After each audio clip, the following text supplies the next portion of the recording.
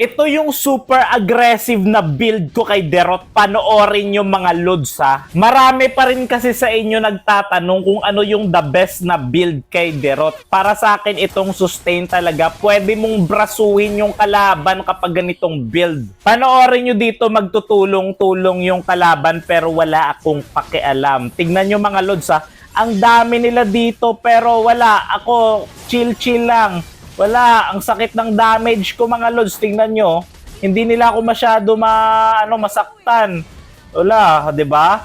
Ganyan ako kalupit magderot yung build natin na to mga lods. Gayahin nyo kasi. Yan ang sinasabi ko sa inyo. Ito pa, panoorin nyo. Magtutulong-tulong na naman sila. Pero palag talaga ako dito mga lods. Tumatakbo na yung bonus round. Oh.